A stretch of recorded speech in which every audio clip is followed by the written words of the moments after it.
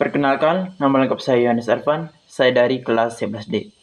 Pada kesempatan kali ini, saya akan menjelaskan materi matematika tingkat lanjut mengenai konsep aturan sinus dan juga konsep aturan kosinus. Pada kesempatan kali ini, saya akan menjelaskan konsep aturan sinus dan kosinus tersebut menggunakan aplikasi GeoGebra. Untuk video lebih lanjutnya, saya akan menggunakan aplikasi GeoGebra. Oke, baik, di sini saya telah memasuki aplikasi GeoGebra. Jadi pada kesempatan kali ini saya akan menjelaskan mengenai konsep aturan sinus dan juga kosinus. Untuk materi yang pertama yang akan saya paparkan itu adalah konsep aturan sinus. Di sini pada layar saya telah menyediakan satu gambar segitiga ABC. Jika kita lihat untuk sudut dan sisinya sudah diketahui. Untuk sudut A dengan nilai sudutnya itu adalah 49,8 derajat. Sedangkan untuk sudut B dengan nilai sudutnya adalah 39,9 derajat. Sudut C nilai sudutnya adalah 90,3 derajat. Dan untuk sisi dari setiap masing-masing sudutnya adalah untuk sisi A bernilai 4,6, sisi B bernilai 3,8 dan sisi C bernilai 6. Dalam segitiga ini berlaku jika sisi A dibagi dengan sinus sudut di depannya, yaitu adalah sin A, itu sama dengan sisi B dibagi dengan sin B, itu sama dengan sisi C dibagi dengan sin C. Jadi, itulah yang disebut dengan aturan sinus. Kegunaan dari aturan sinus ini yaitu adalah aturan sinus ini bisa digunakan pada dua pasang sudut sisi yang saling berhadapan, di mana jika salah satunya itu tidak diketahui. Contohnya, jika sudut B-nya tidak diketahui dan yang diketahui yaitu adalah sisi A, sisi B dan sudut A, maka kita bisa menggunakan perbandingan aturan sinus yaitu adalah A per sin A itu sama dengan B per sin B. Untuk mengetahui lebih jelas, di sini saya akan berikan contoh berkaitan dengan aturan sinus. Di sini contoh yang saya bahas yaitu adalah mengenai segitiga yang ada pada gambar, yaitu saya menganggap bahwa jika pada contoh sebentar saya menganggap bahwa jika nilai dari sin A yaitu adalah nilai dari sin A itu belum diketahui. Sebelum itu saya akan menunjukkan nilai dari masing-masing sin dari setiap sudut.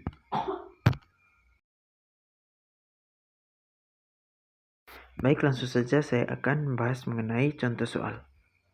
Dan untuk hasil dari contoh soalnya saya bahas sebentar, itu harus tepat dengan sudut sudut pada gambar segitiga, yaitu adalah nilai dari sin 49,8 derajat tadi, yaitu adalah 0,8. Oke, baik, di sini saya telah mengerjakan soal pada aturan sinus tadi menggunakan buku. Di sini rumus dari aturan sinus yang digunakan yaitu adalah A per sin alfa, A per sin A sama dengan B per sin B sama dengan C per sin C. Karena yang diketahui tadi adalah nilai dari sisi B dan juga nilai dari sin B, maka yang kita gunakan yaitu adalah A sama dengan A per sin A sama dengan B per sin B. Karena yang ditanya tadi adalah nilai dari sin A, di mana sin A tadi adalah sin alfa. Setelah itu kita substitusikan semua nilai-nilai yang ada pada segitiga tadi. Maka kita masukkan semua nilai-nilainya. 4,6 dibagi dengan sin alfa itu sama dengan 3,8 dibagi dengan 0,6. Kita lakukan perkalian silang. 4,6 dikali 0,6 adalah 2,76. Sin alfa dikali dengan 3,8 adalah sin 3,8. Sin alfa 3,8 kita pindah ruas ke kanan menjadi pembagian karena di sebelah kiri tadi adalah perkalian. Maka menjadi sin alfa sama dengan 2,76 dibagi dengan 3,8. Hasilnya adalah 0,72631. Di sini saya bulatkan menjadi 0,78. Kenapa saya bulatkan begitu? Karena kita tahu bahwa nilai dari sin 45 derajat adalah 0,7. Tidak mungkin kita untuk sin 49 derajat kita gunakan 0,7 juga. Maka kita naik menjadi 0,8. Maka nilai dari sin 49 derajat tadi adalah 0,8. Oke, baik, jadi itu tadi adalah pemaparan materi dari saya mengenai aturan sinus. Yang berikutnya adalah saya akan bahas mengenai aturan kosinus. Sebelum itu kita harus mengenal apa itu aturan kosinus. Jadi aturan kosinus adalah hubungan antara panjang sisi segitiga dan nilai kosinus dari salah satu sudut yang ada di dalam segitiga tersebut. Misalnya di sini kita mempunyai sebuah segitiga.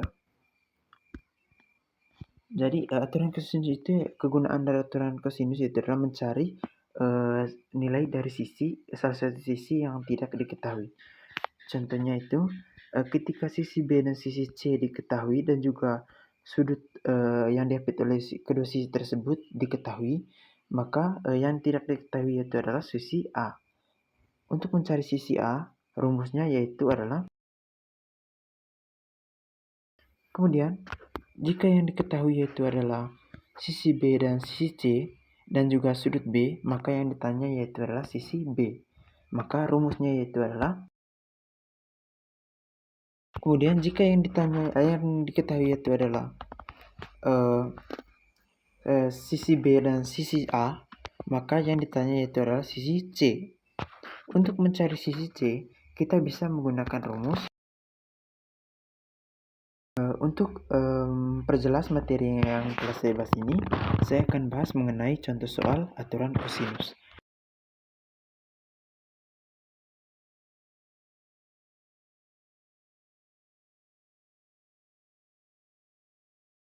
Oke, baik, di sini saya telah mengerjakan soal tadi dalam buku.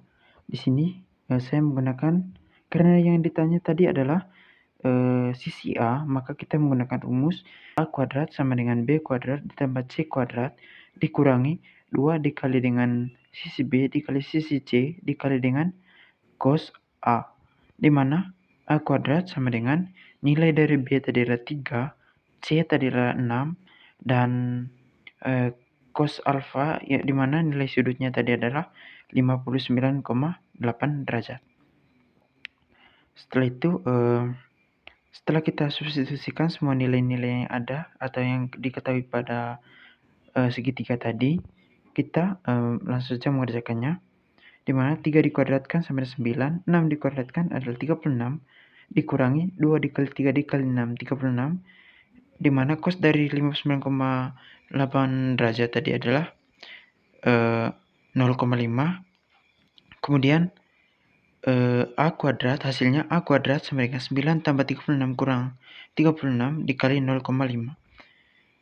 A kuadrat sama dengan 36 dikali 0,5 yaitu adalah 18. Setelah itu 9 ditambah 36, 45. 45 dikurangi 18 hasilnya 27. A kuadrat sama dengan 27. Kemudian akar dari 27 yaitu adalah 5,19. Karena angka di belakang komanya itu adalah 1 dan 9, maka 9 ini kita bulatkan ke atas menjadi 2. Maka nilai dari A yaitu adalah 5,2. Berarti ini menandakan nilai dari sisi A atau panjang sisi A adalah 5,2.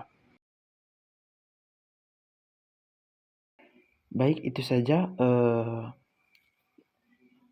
materi dari saya. Sekian dan terima kasih. Atas kekurangannya saya mohon maaf.